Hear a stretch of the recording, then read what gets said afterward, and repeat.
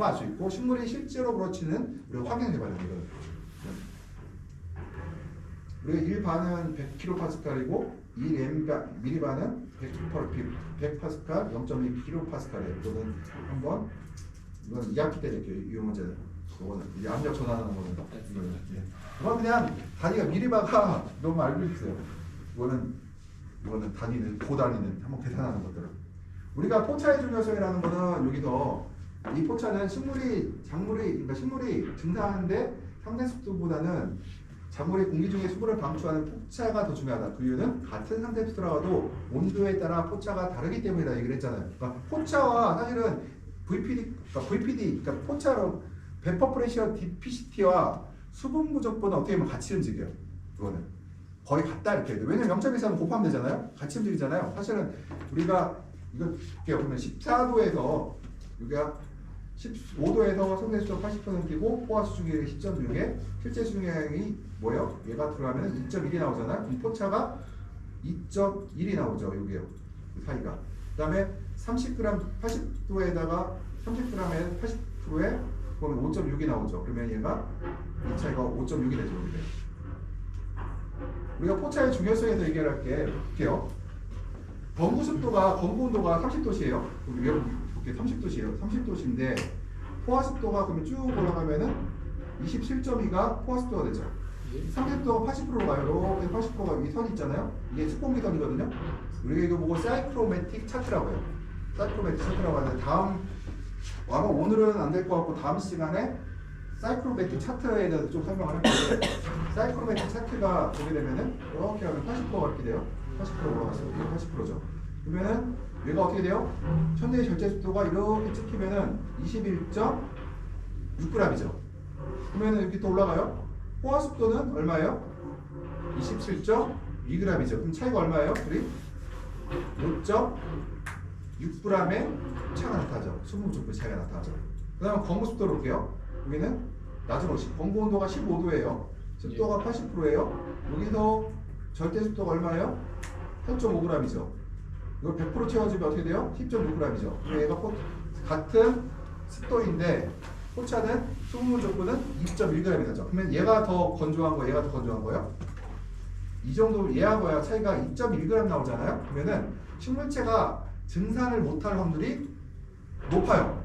2.1g 정도 우리가 뭐를 생각하느냐? 이 정도면은 아마 증산을 잘 못하기 때문에 우리가 증산할 수 있도록 좀 도와줘야겠구나를 얘기할 수 있고 5.6g 정도면 아마 식물체는 무시하더라도 5.6g 정도라고 하면 식물체가 스트레스를 받지 않는 포차가 나왔구나를 얘기할 수가 있어요. 이거고요. 실제로 느끼는지 아닌지는 모르겠으나 이거 비트죠? 이게 비트죠? 예. 킬로그램당 미리 입방미터잖아. 이거 뭐예요? 1kg이 그러니까 우리가 얘기할 1입방미터가 공기가 실제로 몇 킬로나 얘기하는 거예요. 그러면은 여기 볼게요. 0.86이라고 써 있는 건 뭐예요? 1kg의 공기가 몇 킬로당? 0.86이다. 그렇죠. 1kg의 공기는 1입방미터 공기는 0.86kg이다. 그렇죠. 1입방미터당 킬로그램이 이제 1킬로그램이 몇 입방미터 갖고 다니는 거? 1kg이 0.86 입방미터라는 거. 자, 거꾸로 차. 1kg에다 1.1을 곱하면 뭐라고 했어요? 1kg은 1.1을 곱하면은 그게 1kg은 1.2 입방미터예요. 그러면 얘가 보면은 킬로그램이 갖고 있는 면적, 그러니까 부피 착각했어 순간적으로. 1kg이 얼마 갖고 있어요? 0.86을 갖고 있는 거죠. 일로가 온도가 내려가면 어떻게 해요? 1kg이 0.83 입방미터를 갖고 있죠. 여기서. 그러면은 뭐에 따라 달라질까 이 움직임이? 수증기가 얼마큼이냐에 따라서 또 달라지겠죠. 이것도. 그건 또 이 안에서도 표시가 되는데 일단은 그건 넘어가고. 그래서 우리가 비체적비라고 하면 비체적비라고 뭐냐? 킬로그램당 얼마만큼의 부피를 갖고 있느냐를 우리가 얘기를 한다. 포차는 절대 습도의 작용되므로 작물의 생육인 좋은 상대 습도는 온도에 따라 달라지고 온도가 높아질수록 적대산은 높아진다. 그래서 여본이 15도인 저온을 해서는 55에서 75%가 저온인 반면에 20도에서 70에서 80%, 30도가 넘은 고온에서는 85에서 90% 정도가 적당하다 얘기를 해요. 그럼 예를 들어서 우리가 열대 지역하고 건조한 지역하고 좀 따져볼게요. 그러니까 캘리포니아의 온도가 높아요. 근데 캘리포니아에 있는 나무들은 성장 속도가 느리거든요. 반면에 하와이에 있는 나무들은 성장 속도가 빨라요. 왜 그럴까요? 바로 습도가 하와이는 높고 캘리포니아는 건조하기 때문에 그렇다는 거예요. 그리고 기공의 열림 정도가 달라지나 어떻게 달라져요? 습도가 높으면 기공이 잘 열리겠죠. 그러면 광합성 효율이 더 뛰어나요. 그러니까 열대 우림 지역이 우리가 이거 환경에 대한 얘기인데 열대 우림 지역의 중요한 얘기가 뭐냐면은 한대 지역보다 있잖아요. 흔히 말하는 우리가 말하는 우리나라 같은 한대 지역 이런 데보다 광합성 효율이 몇 배래요. 같은 나무가 같은 면적에서 이산화탄소 흡수한 능력이 몇 배래요. 몇 배가 된다는 얘기는 뭐예요? 그만큼 광합성을 잘한다는 얘기죠. 그 얘기는 나무의 속도가 성장 속도가 굉장히 빠르다는 얘기죠. 한대 지역인 나무일수록 사실은 성장 속도가 느려요. 얘들은. 습도가 낮은 지역에 있는 나무들은 굉장히 느리다는 걸 우리가 같은 온도에서 느리다고 볼 수가 있고요. 이거 볼게요. 우리가 포차비 최적선대 습도인데요. 보면은 이 파란색 판이 들어가 있죠. 이렇게. 이 판이 좋은 거 아니에요? 좋은 거예요. 이게. 그러면은 일반적으로 볼게요. 온도가 높아질수록 어디로 올라가요? 습도가 올라가죠. 4에서 7바라는 건 뭐냐면 0.3에서 0.7kPa 정도의 압력이 우리가 좋다고 해요. 4에서 7바 정도가. 이 안이 어떻게 돼요? 그러면은 온도가 한 18도라고 하면은 한 60%에서 여기까지 가고 온도가 30도면은 거의 끄트머리가 있죠. 근데 온실은 35도면 어떻게 될까요? 거의 뭐 85, 90%, 85, 90이 돼야 된다는 얘기잖아요. 이것들이요. 그렇다는 얘기고.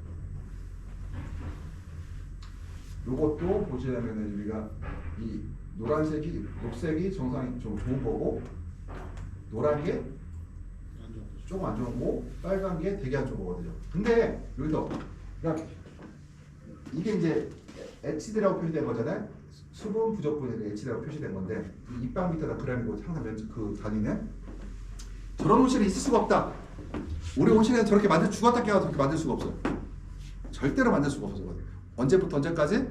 3월 중하순부터 9월 달까지 절대로 온실의 온도가 30도가 넘어갔는데 내부 습도를 85, 90을 만들 방법은 없다고 생각하시면 돼요. 없다고 생각. 그래서 그러니까 HD 갖고 자꾸 얘기를 하는 사람들이 뭐 10이 넘어가면 농사가 안 되네, 15가 넘어가면 다 죽는다 이렇게 얘기를 하는데 실질로 국내 온실들의 HD 값은 대부분 15, 10이면 양호, 매우 양호한 온실이고 보통 15, 뭐 18 막 나타나요. 그래도 잘 자라요.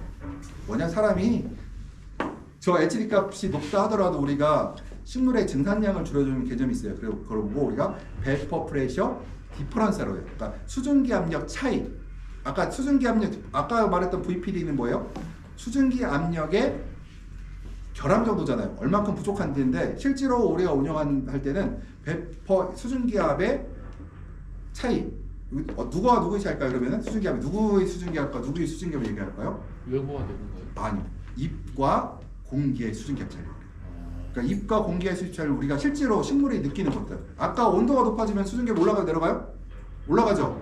그러면 식물이 증산을 잘해요. 그럼 공기 온도보다 높아요, 낮아요?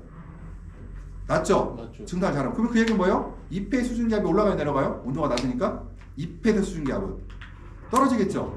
왜냐면 온도가 떨어지니까. 그럼 공기하고 잎하고 수증기압 차가 줄어요, 늘어나요? 줄어들겠죠. 무조건 공기가 수증기압이 낮거든요. 왜 낮냐면은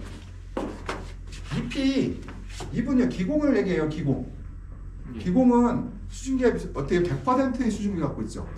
기공 100%예요. 그러니까 이건 잎의 수증기압이 무조건 높아요. 장마철 같은 경우는 잎과 공기의 수증기압 차이가 비슷해지는데 일반적인 상황에서는 해가 들어온 상황에서는 잎의 수증기압이 무조건 높다. 그래서 잎과 공기의 수증기압 차를 줄여주게 되면은 우리가 그런 관리 방법을 쓴다. 뭘 쓴다? 커튼도 쓰고 안개도 쓰고. 볼게요. 그럼 여기서 수증기압 차라는 거는 수증기압 차가 있어요. 수증기압 차가 있어요. 잎이 있고 공기가 있는데 잎하고 공기하고 잎이 수증기압이 높아요. 근데 잎을 수증기압을 안 낮추고 공기의 수증기압을 높게 되면은 얘의 차이는 어떻게 해요? 줄어들죠. 공기는 잎이 높은 상태에서 공기를 높여버려. 그러면 어떻게 수증기압 차가 줄어들겠죠. 근데 잎이 높고 공기는 일단 있는 상태인데 잎의 수증기압을 내려버리면 얘와 얘의 차이가 줄어들겠죠. 무조건 잎이 더 높거든요. 수증기압 차가 일단은 수증기압은 온도가 떨어져서 높아요. 일반적으로. 그렇다고 하면은 잎의 온도를 떨어지는 방법은 뭐예요? 차광을 해서 햇빛을 못 보게 하면 어떻게 돼요? 얘가 압력이 떨어지겠죠. 공기는 어떻게 하면 압력을 높일 수 있을까요? 안개를 쏴갖고 공기 중에 물을 늘려주면은 수증기압 차가 줄어들겠죠. 우리가 실제로 이 아까 HD 개념이라든가 그러니까 수증기압의 결함 정도, 그러니까 베퍼 프레셔 디피시티, 그러니까 포차를 사용했던 방법은 과거에 사용됐던 방법이다. 식물의 생육을 무시하고 그냥 물리적인 판단을 갖고 했던 방법인데 최근에 이제 우리가 실용적인 방법을 할 때는 실제로 식물체의 수증기압과 공기의 수증기압 차를 우리가 하는데 여기서 그러면은 다시 말씀드려 써놔요. 여기서 말하는 베퍼 프레셔 디퍼런스는 뭐예요? VP는 뭐예요? 수증기 압력의 차이. 뭐와 뭐의 차이? 잎과 공기의 수증기 압력 차를 우리가 베퍼 프레셔 디퍼런스, 그러니까 수증기 압력의 차이라고 얘기를 해요. 그럼 제가 수증기 압력 차이는 잎과 공기의 온도의 차이에 의해서 결정난다. 그럼 뭐래요? 맞는 얘기죠. 이렇게. 이거는 아주 최신 이론이라 최신이라기보다는 2012년 이후에 이제 들어온 개념인데 그 수증기 압력의 차이라는 얘기는 2012년 이후에 이게 보편화된 개념인데 아직까지 일반적인 그 책에서는 안 나타나고 이제 주로 컨설턴트 쪽에서나 이런데 아니면 와겐니겐 대학 같이 이제 실용적으로 약간 실용적으로 온실을 운영하는 그룹에서 그 용어를 사용하고 있어요. 베퍼 프레셔 디퍼런스, 그러니까 수증기 압력의 차이라는 단어는. 그래서 이 포차가 옛날하고 좀 다르다. 그래서 우리가 습도의 중요성에서 중간작용은 광합성의 잎과 온도 조절과 영양분의 분배에 영향을 크게 미치고 적절한 온도와 습도를 유지하게 하여 적절한 수증기압 차를 유지하는 게 좋다. 상대 습도는 50에서 80% 좋으며 건조하거나 화석하면 좋지 않다. 근데 말씀드렸듯이 이것은 온도에 따라서 달라진다고 얘기할 수가 있고요. 그래서 습도는 병발성과 밀접하게 했다. 습도가 높으면은 이렇게요. 작은 온도 변화에도 어떻게 될까요? 습도가 높다. 습도가 높으면 어떻게 돼요? 작은 온도 변화에도 뭐가 생겨요? 결로가 생기겠죠. 습도가 낮다는 얘기는 뭐예요? 온도 변화가 좀 커도 결로가 생기지 않겠죠. 그래서 이 온도라는 거는 온도와 습도는 같이 간다는 거 이것들이. 그래서 아까 처음 말씀드린 광과 온도와 습도 이것이 따라가요. 그럼 광이 많으면은 어때요? 습도가 높아도 괜찮아요. 왜 그러냐? 잎의 압력이 세지겠죠. 그럼 증산을 잘해요. 그러니까 이 상황이, 그러니까 모든 게 광과 온도와 습도가 이게 서로 같이 연결되어 있다는 거더라고요. 하나씩 얘기하면 안 돼요. 그러니까 습도가 어떻게 습도가 적당하느냐? 그건 광과 온도를 봐야 되고 또 식물체의 생육까지 같이 봐야 돼요. 일단 광과 온도와 습도만 갖고 얘기를 할 수는 있어요. 일단은 그런데 식물체는 별개의 문제라고 얘기를 할 수가 있지만 일단은 광과 온도를 알아야 현재의 습도가 적정한지는 우리가 판단할 수 있다. 앞에 게 없으면 지금 현재 습도가 적당한지 판단할 수가 없다는 거예요. 그래서 모든 거는 광과 온도와 다 붙어 있다는 거예요. 지금 다 붙어 있어요. 광의 온도가 붙어 있고 온도에 습도가 붙어 있고 하나씩 움직일 수가 없어요. 그래서 우리가 환경 관리를 했대요. 복합 환경 관리라고 하죠. 복합 환경 관리. 뭐예요? 복합. 광 제어를 못해. 그렇지만 광활기적으로 우리가 온도와 습도와 이산화탄소를 제어하기 때문에 복합 환경 관리라고 이거들을 따로따로 움직일 수가 없다. 다 붙어 있다.